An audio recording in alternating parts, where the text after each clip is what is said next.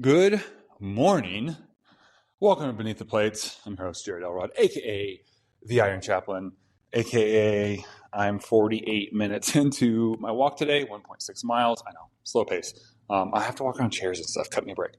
All right, let's jump into this. So today I want to talk about, so Beneath the Plates. A big portion of, as I mentioned a few episodes ago, is the mental, emotional side of weightlifting. And I actually want to even take it a step further in this podcast and use this as an opportunity to talk about mental health, addiction, depression, around how it falls under mental health. And, I talked about how a lot of people in the gym, it is a replacement for their, I hope the microphone's recording. I forgot to check. Oh, well, let's hope we don't just about ready to lose this whole episode. Let me get back on track. How a lot of, gym rats are ex-addicts or they get in because of heartbreak, right? That's another cliche.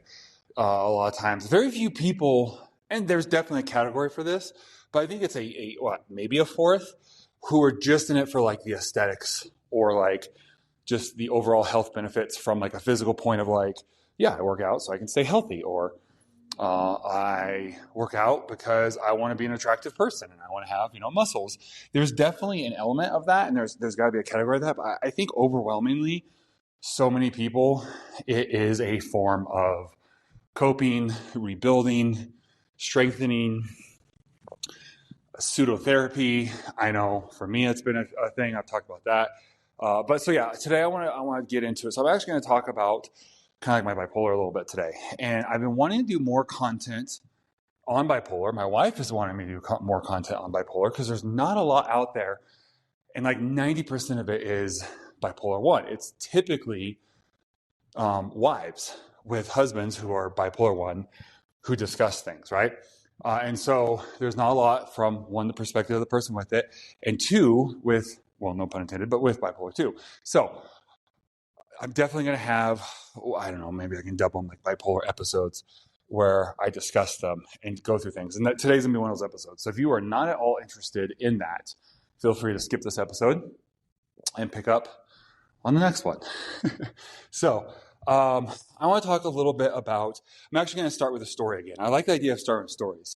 So long before I knew I was bipolar, I left ministry. I thought for good, for semi-good. It wasn't a great situation I left. And I found myself, so I was going to start a business, right? I guess I technically wasn't completely in ministry because I was going to start a business. I'd gotten into, at my last church, from a very circuitous route, AppSumo, and Noah Kagan with AppSumo. Ended up meeting him and actually spent the night on his couch. That was fun. And going out to see him then. And so I found myself, I wanted to start a business. So I started this business. If any like ministers from this time period ever start following, you might have gotten an email because I spammed every single person in the Northern California, Nevada minister's handbook at the time and got a lot of angry responses back. So if any of you ever find yourself listening to this episode, I'm sorry. And so I was starting this business called Church Loot. And I basically was like, I'm just going to do what Noah Kagan did with AppSumo. I love AppSumo, and I'm going to just do it for churches. And so instead of it being for entrepreneurs, I'm going to do the same kind of bundle thing for churches. So I started this website called Church Loot. It never took off because I never really did anything. I don't know. I can look back and see a lot of things I did wrong. But I started it. I had it, I was sending emails, doing webinars, doing the whole thing, building the website, basically everything except actually trying to get a product or a service and sell it. Like seriously, in hindsight, if I could go back and do that again, like the first thing I would do is I'd go and record like a mini course I'd make like a chain. And this was really popular back then. So if you're thinking, oh, it's so cliche, remember, this would have been 2012. So I would have gone out and I would have made like a mini course for like $7. And That would be my first thing. Get a very basic website. I have this course on how to do this one specific thing in church. It's $7. And then I would have then split my focus into two. And so I would have spent I give myself 30 days. And I probably would have said, if I can do it in 17 or less, I will then give myself this bonus. I will take my wife to this dinner. I'll get to go buy this toy. When I say toy, I mean loosely. It might have been a toy. It might have been an action figure. Go up in my office or something. Which, by the way, my office, I'll talk about that in a second. If you can't tell by my speech pattern, I am manic. So the episodes where I'm manic, I'm going to seem very East Coast. I'll be very fast talking, and I will jump around like that, where I'll reference something and say, we'll come back to it. I'll make a mental note. The episodes where I'm depressive, I may not even be walking. I might actually sit for those, and I will talk slower. We'll stay in one track at a time. And I don't know when I'm bass, because I'm still trying to figure out bass. I'm actually going to talk about that a little bit in this one. So see, there's another reference to something we're going to talk about. Okay, so I really hope this is recording. So I normally check the microphone first, and I did not this time. So here we go. Church, I would have done a $7 mini course, picked one very specific useful thing, how to do this one thing, and here's the result you get from it. $7, launch it 30 days or less. And then I would have just started creating. So I would split my focus. Half of my time would go into creating a crap ton of content. Okay, I know the standards are different now, so this seems low now, but back then, my goal would have been 3 pieces of content a day. It's okay, I'm going to do a video, I'm going to do an article, and I'm going to do a written thing, not an article, but a mini, a 500 word, 300 to 500 word article. I'm going to do a video, and I'm going to do what was really popular back then is the text quote things. I'm going to do one of those a day. I'm going to just produce, 3 pieces of content a day, put it on all the social networks. They're all going to tie back in to this $7 course. And so it's free value. And then boom, I have a $7 course. It teaches you this very specific thing. And then I think what I would have been doing with my other half of my time is I would have been developing a follow-up course, a bigger course. Okay, let me make something that I can sell for, and I would have come up, depending on what it was, somewhere between $49 and $99. So that way, once I get that $7 sale, I can put them on an autoresponder to then try to sell this other course. And then that would have been my next step. I'd be okay, so now I've got, in the next 60 days, or maybe 90, I have to develop and launch this other course. And I also have to put out these 3 pieces of content a day. And that would have been good for then. Now I would do more. I'd probably put out way more than that, because I would have a live, well, there wasn't live streaming back then. So I'd have well, there was, but not Facebook Live. So it would have been a lot harder. So I would have figured it out. I would have done something. I would have, had as much content as I could to try to then funnel towards the $7 thing, which then puts them on an email list to then try to sell this, $49. I would have been building that list. And so when I was then in 60 days, I could have then tried to sell that.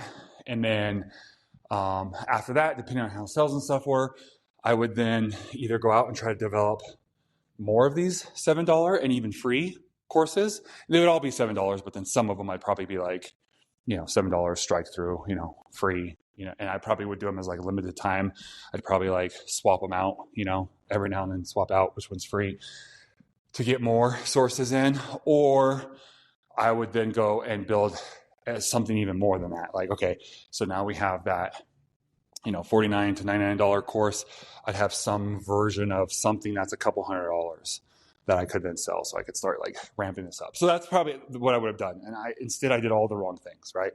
Okay, that aside, this is what I'm working on. My office, we were in an apartment. I love these apartments. In fact, I last year went back and visited the apartments and looked at them and, and relived memories. But I just hit my second mile for the day. So I was in this apartment in our master bedroom. So it was a 3-bedroom. Each of my kids had a room, which again, I don't think I would have done that. I would have probably, one of the rooms would have been my office. I don't know. Our kids were, at the ages they were. I don't know why they needed their own, but whatever. Um, and we had two closets in our master bedroom. We had a closet that was like a sliding glass door, like the bigger one, and then like a not a walk-in, but that style where you open the door and it's a smaller closet. And my wife was like, okay, she sacrificed having her own big closet because traditionally she would have had the bigger one with the sliding doors, and I would have had the smaller one with the door that opens. And so she's like, okay, we can share the main one, which it was pretty big, so it wasn't really like that much of a hardship. But I do appreciate her doing it. And then I got that little closet as my office. And so what I literally did is I found an entertainment system and I basically busted it apart. I took either the top piece or the piece the TV went on, and I basically screwed it into the wall. So I had a little bit of a desk. I went down. Actually, I went to my grandma's house and grabbed a little light and put one of those little small light bulbs in it because Andrew, the Mixergy guy, Andrew something. Anyways, from Mixergy, I walked through his course and talked about, so I got that little light plugged in.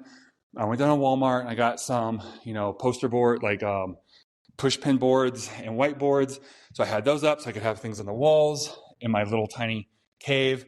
And then I don't know where I got it. I must have bought it from Walmart. I don't know where else I would have gotten it from. But then I had a metal folding chair. That was my chair. And I would sit there all day, every day, trying to build this business. And it got to the point where I was having physical problems from sitting on such an uncomfortable, leaning forward on this metal chair. I was having to find things. In fact, that's how I started watching Doctor Who. Is I was like, I need some hobbies or break type things. And so luckily we had a pool. So every day, sometimes twice a day, I'd go swimming. I'd take my kids swimming. I'd go for walks around the apartment complex. I had just different things I would do to kind of take a break. And then one of them was, Doctor Who. Is I'd get in bed at 2 a.m. and I wouldn't be able to sleep because my brain was still racing. So I started watching Doctor Who because I could watch, anywhere from half an episode to, an episode and a half, and then I'd fall asleep. It'd let me kind of wind down. So I ended up started watching Doctor Who, and that helped greatly. And then at some point I bought a Kindle Fire from a friend of mine who had bought it and then didn't want it for whatever reason. And that made it even easier because instead of having to play it on my laptop or on my computer, my desktop in my desk in my room, I could then sit and watch it. And then I started watching Spider-Man and Friends with my daughter at the time. My son was too young. And so anyways, a little bit of workaholic there. But that state I was in, I want to talk about because for years, so this would have been 2012, it's now 25. So over 10 years, right? I did my math, right? Yeah. 12 to 22 would be 10 years. So over 10 years, freaked me out there for a second. I've tried to get back into that state, right? And it was this state of, it's weird, hard to describe, but I was very focused. I was excited for the future. I couldn't wait for this business to take off. And I could provide for my family, all these different things. I'd walk through Walmart and I would just dream about the office furniture I was going to get when I had the money to build up my office, all the different things, right? And it never happened. I ended up having, this is when I did door-to-door water sales for a few weeks. And then I started painting addresses on curbs, which was probably the most entrepreneurial thing I ever did. Is I took a $20 bill, I went down to Walmart, I bought all the supplies and a Monster, and still had $1 something and change. And then I went out and I started knocking on doors and basically painting people's curbs, addresses on their curbs. And that's how we survived for a few months. And then I eventually got a job, kind of like Joseph, where he's like, oh, even my father's servants, I was like, oh, I could work in a car lot. Look how much money they make. And I ended up working at a car lot, and that, whole different thing there. Did that for a year, and then went back to doing business again. Did actually make money the second time. Not a lot, not enough, but back to this apartment complex. I think of this as from an emotional state, one of the happiest times of my life, even though there was a lot of other stuff going on, because I've tried to narrow it down, and a lot of it was because I was pursuing a goal. And not just a goal I needed to do, because I've had goals, but I've had oh, I got to hit this goal. I got to get the youth ministry to this amount. I got to do this. We got to do. But like this was like I was excited about it. I was excited about how our lives would change in the future from accomplishing it, and so I just had boundless energy. Like I'd wake up in the morning, I'd go to work, and by go to work I'd mean like I would eat a bowl of cereal, and then I'd sit at my front of my computer and I'd work until my back or my legs physically hurt so much I'd have to go take a break, and I'd work like I said until like 2 in the morning. And so it was like this great time, and I've never been able to get back to that. And I really have narrowed it down to a couple of things. Is I think, well, one is I think for that entire period of time is the most I've been. You're like, what does the bipolar have to do with this? I think it's the most I've been consistently base, and I struggle to be base. Okay, so just for a quick little primer for bipolar is there's essentially three states. There's base, which is what you would think of as just like, and I'm sorry if anyone else has bipolar and this terminology is offensive, but this is how my wife and I look at it. Base is like who I actually am, like me as a person, my personality. And then there's two versions that are, because of bipolar, cause me to be either depressive, which is not 100% accurate to say depressed version. And then there's manic, which is the more of the hyper whatever, right? And those can shift either way. And I talked maybe yesterday or the day before about how like I felt most of my life, I felt cursed. And like I could just never reach success. And then, a combination of self-sabotage and different things. And once I found out about the bipolar, I realized, yeah, in a sense, it is like I'm cursed, but instead of an actual like spiritual curse, it's a physical disease in my brain. That, yeah, it is like considered the kiss of death. Like you're typically, unless you're like an artist, and this is more with like bipolar 1, you can get some version of success where you go into a state of weeks or months of mania, and you paint some amazing paintings or write some amazing song, but you also kind of ruin your life, right? You spend all your money, illicit sexual encounters, gambling, risky behavior. And so you may come out of it and you've created, some sort of artistic masterpiece. So you may have success that way, but your life is typically in shambles. In fact, one of the podcasts my wife listens to, both her husbands have had to take a demotion to a job that is better for their mental state, where with the other job was more prestigious and was making a lot more money, but they can't handle it with so they've had to take this other one. And then they deal with the guilt of like, we could be doing better off. We could be making more money, all this stuff. And so I've always had that, and I've just not known why. So again, I just thought I was cursed. Little did I know how accurate that was. Again, just biologically instead of spiritually. So base is, I believe, my wife have talked about this recently, that during that entire period, I was base. And for me, I'm very rarely base. Like I struggle with staying in, like I'll go base and I'll stay there for half a day to like maybe a day and a half. And then I can be manic for weeks. I can be depressive for months. I haven't really been depressive much lately. And so I kind of bounce around with, different levels of kind of the mania there. And it's great for the energy side, but then, yeah, there's other issues. So I believe that's part of it. Is I was actually based this entire time, and I was anchored by the desire to work on this thing. And so I think that anytime I would drop down to like a depressive state, the excitement and the drive to keep going on this would bring me back up to base. And anytime I would get too far off into mania, and I'm sure I had moments, but then I think that like I got to get back in front of my computer and get working on this again would then bring me back down again. And so I feel like it was like this huge magnetic force that would either pull me up or pull me down. And, for years I was just like, oh man, what was that? Why can't I ever get back to that state? And in recent time, this really, I think, I really started thinking about this. I think it all started back in June on my way home from Summer Smash, First Form Summer Smash event. And this idea that like having this thing can kind of keep me balanced there. And I'm not saying this for sure, like, oh, it's 100% for sure, but I do feel it. I struggle with routines and schedules, and I will go from like, yeah, I can't really stay focused. I don't really want to work on anything, which is typically like my research phases. So the last couple of years, almost 2 years since I learned, I've taken advantage of like, okay, well, if I can't control these shifts, at least I can try to harness them.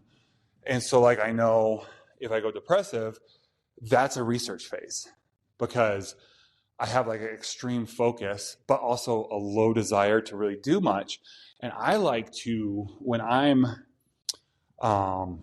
don't read a lot for a few different reasons. One's time, and one is because it's hard for me with ADD and all this stuff to stay focused. I'll read like half a page and then just like start thinking about it, and then it gives me an idea and I want to get up and work on it. So what I typically do is I have to distract that part of my brain.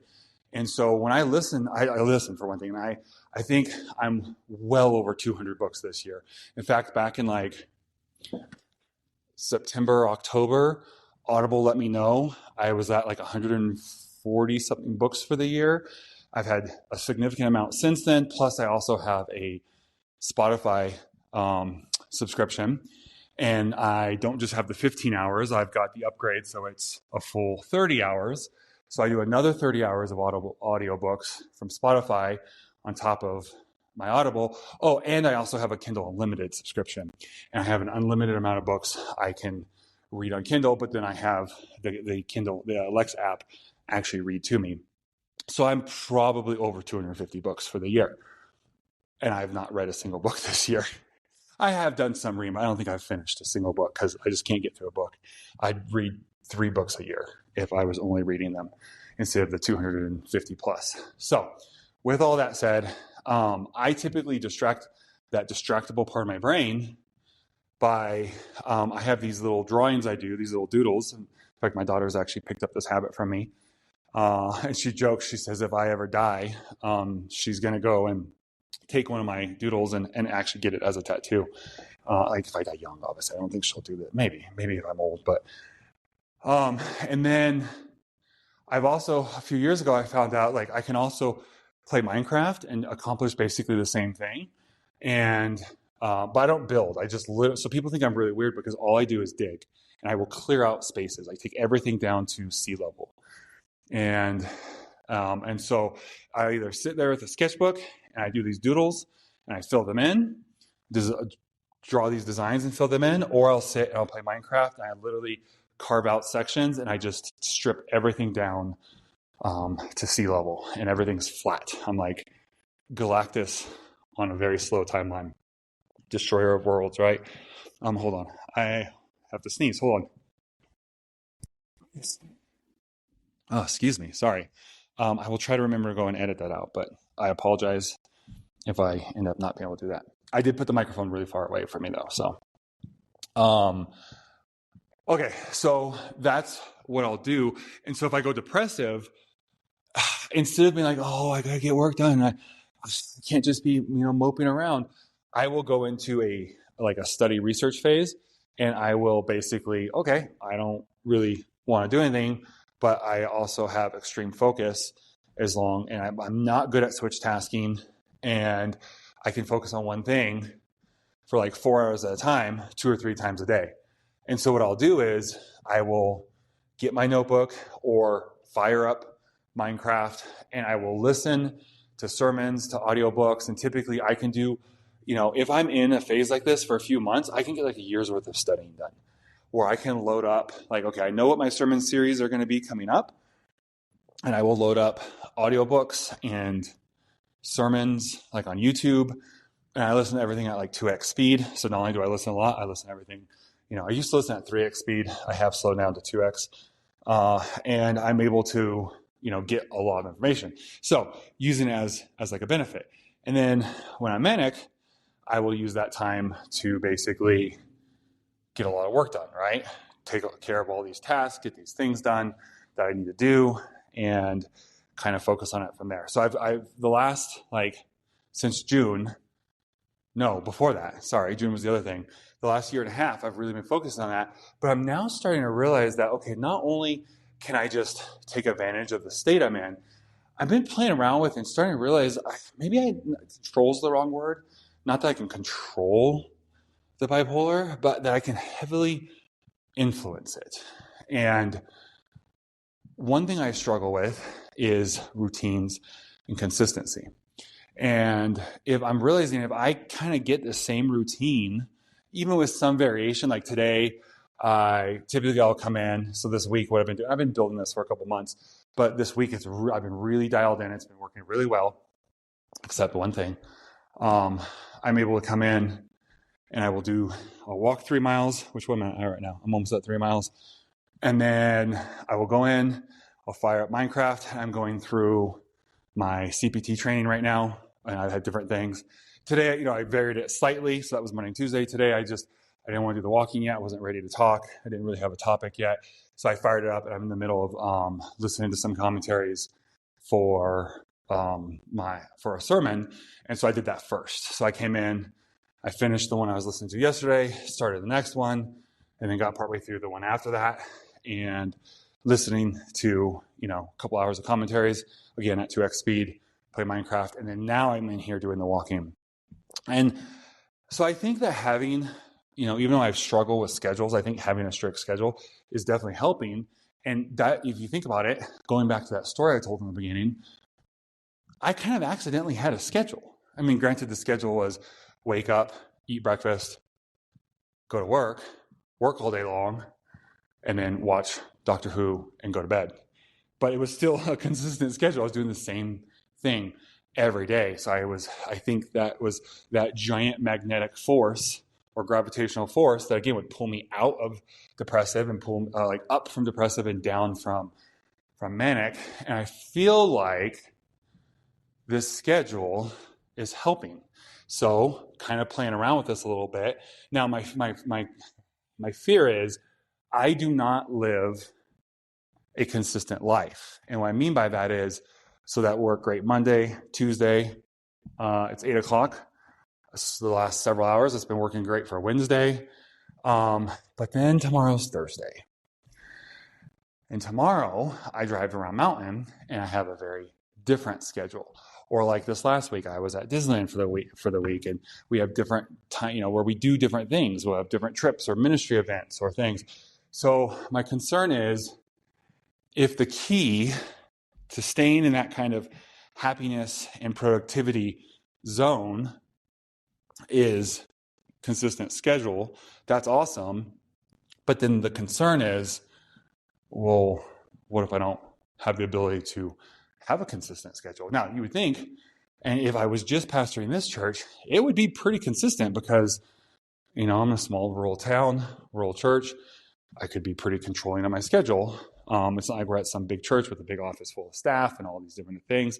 The problem is the two. So I don't know. Maybe that can work into the schedule. Maybe I love going down around Mountain. So it's not like I dread it. Like I love it. I'm just worried about the routine break. I don't know if maybe I wrap that into the routine or that's part of it and it becomes normal, or if the actual driving there, it's only 3 hours. So maybe I don't let it mess up my schedule too much. I just look at that as a task, like a 3-hour task.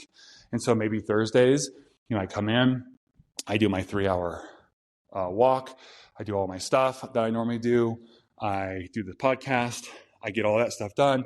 I go to my office. I do my studying, my training, all that kind of stuff.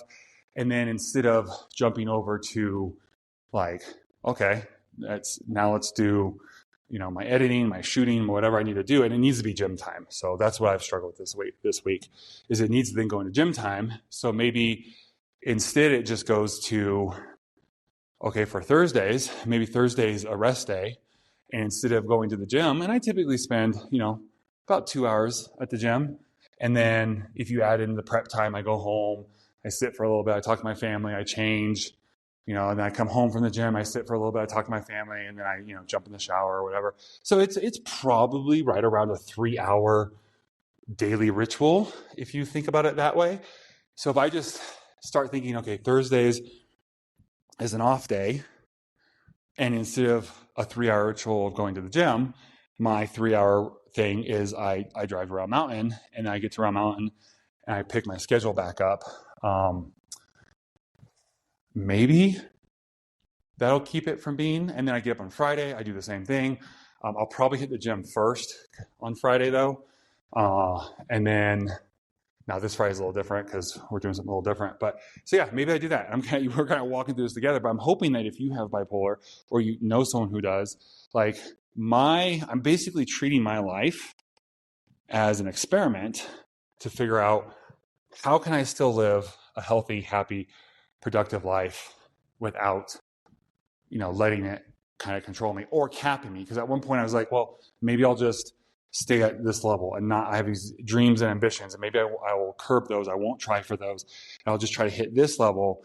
And so it's like, this is like my experiment of how can I still live a happy, productive, successful life while having bipolar. And in fact, if I'm going to have to go through the trouble of it, let's not just figure out how to live almost as or as good as someone without it.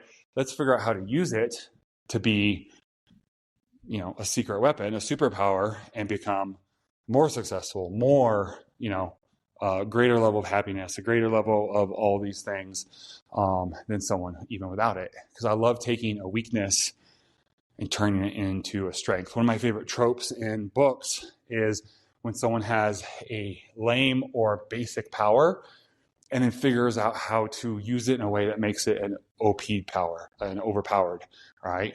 Power. And it's like, oh yeah, lots of people have that power. So you somehow turned it into, you've become like, the highest level.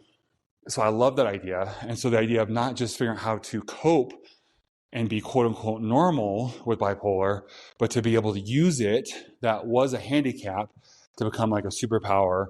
And like, I literally, to make people say, well, it's not fair. It's not fair. We can't compare to that. Like, he's got this secret advantage where normally it's, ooh, I'm sorry, you have bipolar. That sucks for you. So feel free to follow along with my journey. So today, like I said, I want to talk about that a little bit. I hope that was informative for you. If you or a loved one has, like I said, I want to commit to doing a decent amount of kind of bipolar content on here, just because I know it's kind of lacking. I'll have to create like a playlist or something for those who don't care about the fitness stuff, can just listen to the bipolar episodes. But anyways, yeah, there's that. Hopefully that gives you some hope or some things to try. Or maybe I just greatly upset you. Hopefully not. Hopefully you're not like, you're an idiot. If you have a victim mentality, then you probably did not like today's episode. So apologize for triggering you. But with that, love you guys. I will see you in the next episode. Have a great day.